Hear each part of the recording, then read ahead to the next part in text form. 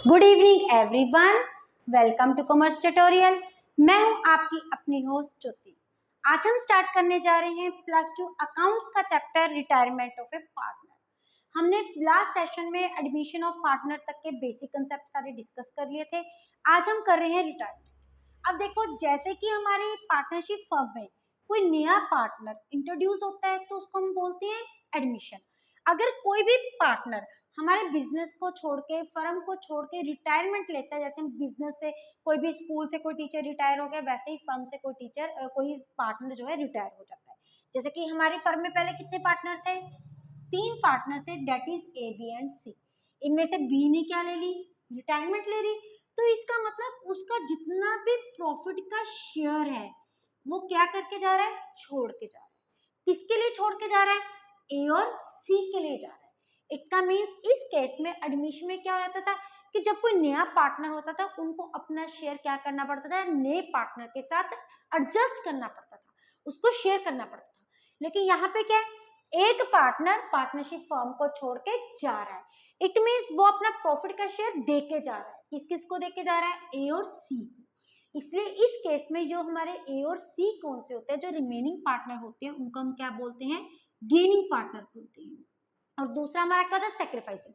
लेकिन जो हमारा पार्टनर जा रहा है, जैसे इस केस में कौन जा रहा है? बी जा रहा है। ये हमारा कौन सा बन जाता है? सेक्रीफाइसिंग पार्टनर बन जाता है। सबसे पहले अगर कोई भी पार्टनर रिटायरमेंट लेता है तो वो किन किन केसेस में लेता है? जैसे कि फर्स्ट है एग्रीमेंट।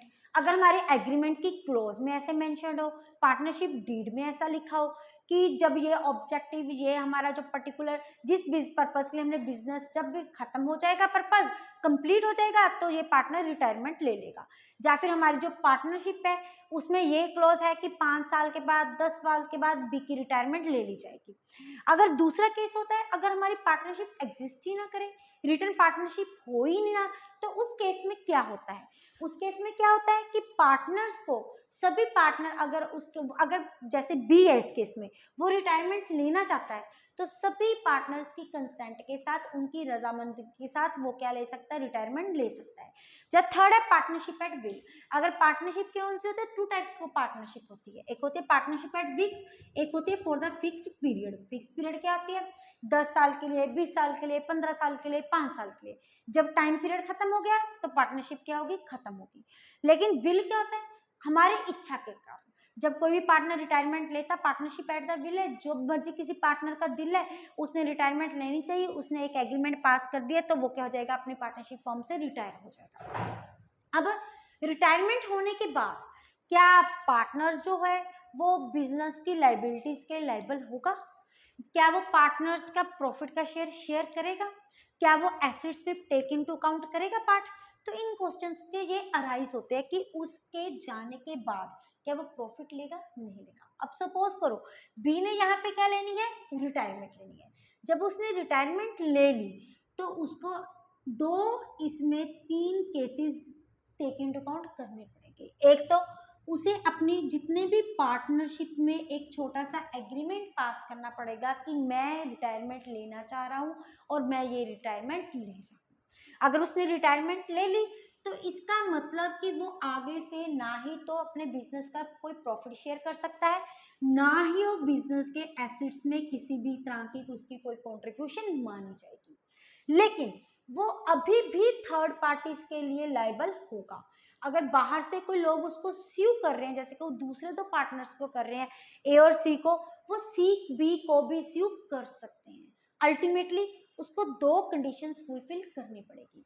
एक तो उसको ऑफिशियल गजट में क्या करना पड़ेगा? नोटिफाई करना पड़ेगा कि वो क्या करना जा रहा है? रिटायरमेंट लेने जा रहा है। सेकंड, उसको एक इंग्लिश न्यूज़पेपर और एक लोकल न्यूज़पेपर में एक अपना आर्टिकल्स देना पड़ेगा फॉर द नॉर्मल पब्लिक कि वो इस पार्टनरशिप फर्म का पहले मेंबर था, अब वो यहाँ से क्या ले रहा है? रिटायरमेंट ले रहा है। ताकि पब्लिक नोटिस इशू हो गया और पब्लिक को पता लग गया तो इसके बाद वो लोगों की किसी भी ड्यूज को देने के लिए लायबल नहीं होगा। इस बार को बहुत इंपॉर्टेंट पॉइंट है। लेकिन अगर उसने ऑफिशियल गजट में नोटिफाई नहीं किया या फिर लोकल न्यूज़पेपर या इंग्लिश न्यूज़पेपर में उसने अपना एग्रीमेंट नहीं पास किया, तब तक उसको कोई भी पब्लिक अपनी थर्ड पार्टीज के ड्यूज के लिए उसको हम स्यू कर सकते हैं, जैसे कि हम ए और सी को कर सकते हैं। अब इस केस में क्या होता है, कुछ ना कुछ एडजस्टमेंट करनी पड़ती है। किस किस चीज की एडजस्टमेंट, जैसे कि प्रॉफिट शेयरिंग रेशियो की एडजस्टमेंट, उसके बाद गुडविल की एडजस्टमेंट, फ्री रिजर्व की adjustment, workman compensation reserve, investment fluctuation reserve, उसके बाद हमारा क्या रहता है accumulated losses, then comes capital account. ये चीजें हैं, एक अमाउंट पेमेंट हमने उसको क्या पे करनी है। ये सारे केसेस हम ऑलरेडी डिस्कस कर चुके हैं। इसमें क्या होता है, सबसे पहले क्या होता है न्यू प्रॉफिट शेयरिंग रेशियो हमने निकालनी है। उसमें क्या होता है सैक्रिफाइसिंग रेशियो होती थी, इसमें क्या है गेनिंग रेशियो है। तो हमारी जो न्यू प्रॉफिट शेयरिंग रेशियो का फार्मूला क्या हो जाता है old ratio plus gaining ratio. क्योंकि पहले हम क्या रहे थे अपना शेयर दे रहे थे तो हम अपने शेयर को क्या करते कम कर रहे थे, लेकिन इस केस में क्या है हम शेयर को रिसीव कर रहे हैं, वी आर गेनिंग समथिंग, तो इसको हम क्या करेंगे प्लस करेंगे। गेनिंग रेशियो मतलब जितना पार्ट हम शेयर गेन कर रहे हैं। सेकंड, गुडविल की एडजस्टमेंट हमारी क्या थी, अगर गुडविल दो तरह की होती है, एक तो जो बैलेंस शीट में शो होती है, दूसरी हमारी क्या होती है जो एडजस्टमेंट में होती है। ये हमने ऑलरेडी बेसिक कंसेप्ट डिस्कस कर चुके हैं प्रॉपरली वाइड में, आप प्ले लिस्ट में जाके चेक कर सकते हो। यहाँ पे हम फिर भी थोड़ी थोड़ी इनकी हम कंफर्मेशन लेते हैं। अगर हमारी गुडविल बैलेंस शीट में होती है तो उसको हम क्या करते हैं राइट ऑफ करते हैं। राइट ऑफ करने के लिए क्या करते हैं हम ऑपोजिट इफेक्ट, गुडविल का बैलेंस क्या होता है डेबिट, अब उसको राइट ऑफ करेंगे तो गुडविल को कर देंगे क्रेडिट, हम डेबिट किसको कर देंगे पार्टनर्स के कैपिटल अकाउंट को। अगर गुडविल हमारी एज ए एडजस्टमेंट होती है तो हमारी एंट्री क्या होती है gaining partner account debit to, कौन से शेयर छोड़ के जा रहा है रिटायरिंग पार्टनर, तो यहाँ पे क्या आ जाएगा to retiring partner to sacrificing partner, अगर कोई भी हमारा यहाँ पे सेक्रीफाइसिंग पार्टनर निकलता है तो। उसके बाद आती है रिजर्व, रिजर्व को हमने राइट ऑफ करना होता है, इसको क्या कर देते हैं ऑपोजिट इफेक्ट कर देते हैं, रिजर्व को डेबिट और पार्टनर्स कैपिटल को क्या करते हैं हमें क्रेडिट। अगर हम इसको राइट ऑफ करना चाहते हैं, अगर राइट ऑफ नहीं करना चाहते simple gaining partner to sacrificing partner. फिर आ गया वर्कमैन कंपनसेशन रिजर्व, रिजर्व के साथ इसका क्लेम शेयर करते हैं, अगर तो क्लेम है तो क्लेम को शिफ्ट कर देते हैं, नहीं तो किसमें शिफ्ट कर देते हैं पार्टनर्स के कैपिटल अकाउंट को। और इन्वेस्टमेंट फ्लक्चुएशन रिजर्व में अगर आपको याद हो इसकी कॉस्ट प्राइस को किसके साथ शेयर करते हैं मार्केट प्राइस की, आप प्लेलिस्ट में जाके चेक कर सकते हो ये सब कुछ। अकोमोडेटेड लॉसेस को राइट ऑफ करते हैं, ये भी हमें पता है। उसके बाद थोड़ा सा चेंज आता है हमारा पार्टनर्स का कैपिटल अकाउंट। जब हम पार्टनर्स का कैपिटल अकाउंट बनाते हैं आगे हम अपने क्लोजिंग बैलेंस को क्या लिख देते हैं टू बैलेंस कैरिड, लेकिन अब जो पार्टनर हमारे फर्म से रिटायरमेंट लेके जा रहा है तो उसका बैलेंस कहेगा, अब उसको तो वो हमारा क्या बन गया उसको हमने पैसे देने हैं, उसको हम किस में कन्वर्ट कर देंगे लोन अकाउंट में। जैसे कि इस केस में कौन रिटायर हो रहा था हमारा बी, तो ए बी सी, ए और सी का तो क्या हो जाएगा क्लोजिंग बैलेंस, लेकिन बी का क्या बन जाएगा टू बीस लोन अकाउंट, और इस लोन अकाउंट को हम किस में शो करेंगे बैलेंस शीट में अंडर शो कर देंगे। उसके बाद इसका क्या बन जाता है एक अपना लोन अकाउंट बनाते हैं, we will take into account in our next session कि इसको हम कैसे करते हैं। अब हम कुछ केस करेंगे जो हमारे किसके साथ रिलेटेड है न्यू प्रॉफिट शेयरिंग रेशियो के साथ रिलेटेड है, क्योंकि ये थोड़ा सा कंसेप्ट थोड़ा सा डिफरेंट हो जाता है, इसके कुछ केसेस आते हैं वो हम आज डिस्कस करने लगे हैं। नेक्स्ट सेशन में ये हमारा जो चैप्टर है कंप्लीट हो जाएगा। जैसे को फर्स्ट केस हमारा क्या है ये तो हम ऑलरेडी देख चुके हैं ना, इसमें जो बाकी के बचे पार्टनर है उनको शेयर क्या होता है मिलता है, तो इसमें हम क्या निकालते हैं गेनिंग रेशियो। गेनिंग रेशियो का फार्मूला क्या होता है that is new minus old, ये हमारे होते हैं गेनिंग रेशियो। अब देखो जैसे हमारे पास फर्स्ट केस है ए बी सी क्या है तीन पार्टनर है, तो यहाँ पे बी क्या ले रहा है रिटायरमेंट ले रहा है, लेकिन न्यू रेशियो के बारे में कुछ भी गिवन नहीं, बस इतना क्वेश्चन छोड़ के हमें फाइंड आउट करने को बोला है find out the new ratio. हम इसमें क्या करेंगे सिर्फ जो रिटायरमेंट ले रहा है उसका शेयर क्या कर देंगे बंद कर देंगे, और बाकी के पार्टनर किसमें शेयर करेंगे पुरानी रेशियो में डेट इज 2:1। पहले क्या थी अब जो रिटायर हो चुका उसका शेयर खत्म करके, क्योंकि इस केस में कोई भी इंफॉर्मेशन गिवन नहीं है, बिल्कुल सिंपल केस है कि वो कितना शेयर है कितना गेन हो रहा है, कोई भी अमाउंट इंफॉर्मेशन गिवन नहीं है। सेकंड केस है तीन पार्टनर है उनका शेयर कितना है 5:3:2, रिटायरमेंट कौन ले रहा है बी, ये रहा बी का शेयर, लेकिन जो बी का शेयर है वो ए और सी किस रेशो में गेन कर रहे हैं 2:1 में। इट का मीन्स हमें गेनिंग बताया बी का शेयर किस रेशो में डिस्ट्रीब्यूट किया जा रहा है, 2:1 में। सबसे पहले हम क्या करेंगे, गेनिंग शेयर किसका, ए का और सी का। दोनों किसका शेयर गेन कर रहे हैं, बी का, तो बी का पर्टिकुलर शेयर क्या है, 3/10। ए कितना ले रहा है, 2/3, और सी कितना ले रहा है, 1/3। इट मीन्स गेनिंग रेशियो हमारे पास क्या हो जाएगी, ये होगी हमारे पास 2/10। इसको हम डोंट कट क्योंकि डायमेंशन हमने क्या रखी है, सेम। और इस केस में हमारी गेनिंग रेशियो क्या हो जाएगी, 1/10। अब हम ऑलरेडी कर चुके हैं कि हमारी न्यू रेशो, उनको शेयर मिल रहा है, तो हमारी न्यू रेशो क्या बन जाएगी, that is old ratio plus gaining ratio, क्योंकि उनको शेयर मिल रहा है, वो दे नहीं रहे, तो इसको हम क्या कर देंगे, प्लस। ए की कितनी है, सी की कितनी है, ए का ओल्ड शेयर कितना है, 5/10 प्लस 2/10।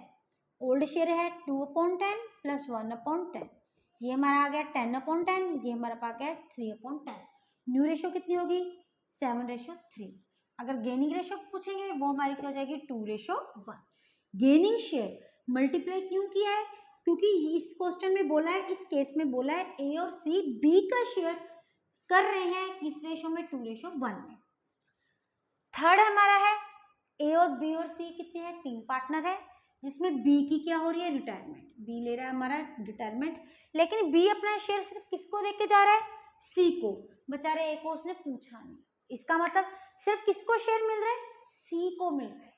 गेन किसको हो रहा है, सी को हो रहा है, ए को कुछ भी गेन नहीं हो रहा।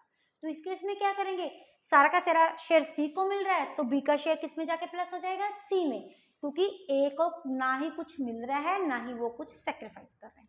अब देखो ए और सी की, ए की तो बेचारे की पहले जैसे सेम रहेगी, डेट इज 2.5। सारा शेयर किसको गेन हो रहा है, सी को हो रहा है। हमारा फार्मूला क्या होता है न्यू रेशो का, that is old plus gaining ratio. Old ratio C की कितनी है, 1/5, उसको सारे का सारा शेयर बी का मिल रहा है, तो सारे का सारा शेयर, यहाँ पे क्या था, हमने पर्टिकुलर शेयर निकाल लिया था जिस जिसको मिल रहा है। ए को जितना मिल रहा था उसकी रेशो में जाके प्लस कर दिया था, सी को जितना मिल रहा है उसकी रेशो में जाके प्लस कर दिया था। लेकिन यहाँ पे सारे का सारा शेयर किसको मिल रहा है, सी को, तो सारा का सारा शेयर किस में जाके प्लस हो जाएगा, अपना सी में प्लस हो जाएगा, 2⁴15। तो कितना होगा ये हमारे पास, 3/5। तो डायमेंशन ऑलरेडी हमारी क्या है, सेम है, तो हमारी रेशो न्यू की आ जाएगी 2:3। थर्ड है, ऐसा केस है ए बी और सी क्या है, रिटायर हो रहे हैं। अब इनमें से बी की क्या हो रही है, रिटायरमेंट हो रही है, और इनका न्यू शेयर हमें कितना गिवन है, 2:3। इस केस में हमने क्या निकालनी है, गेनिंग रेशो। गेनिंग रेशो का हमारा फार्मूला क्या है, न्यू माइनस ओल्ड। ए की गेनिंग, सी की गेनिंग रेशो, न्यू रेशो कितनी है, that is new ratio minus old ratio. ये किसका फार्मूला होता है, हमारी गेनिंग रेशो का। 2/5 माइनस ये हमारे पास है 2/5। तो सी का शेयर हमारे पास कितना है, 3/5 माइनस 1/5, मतलब इसका क्या आ गया, 0। 0 मीन्स नील। ए को कुछ भी गेन नहीं हो रहा, सारा का सारा गेन मेरे को क्या हो रहा है, सी को हो रहा है, कितना हो रहा है, 2/5 का गेन हो रहा है इस केस में। ये कुछ केस है जो कि हमारे न्यू प्रॉफिट शेयरिंग रेशो के साथ रिलेटेड है। बाकी का जो इनका पार्टनर्स कैपिटल अकाउंट के बाद हम उसका लोन अकाउंट कैसे बनाते हैं, ये हम डिस्कस करेंगे अपने नेक्स्ट सेशन में। वीडियो अच्छी लगे इसको लाइक करें, ज़्यादा से ज़्यादा शेयर करें, चैनल को सब्सक्राइब करना ना भूलें। Thank you, have a nice day.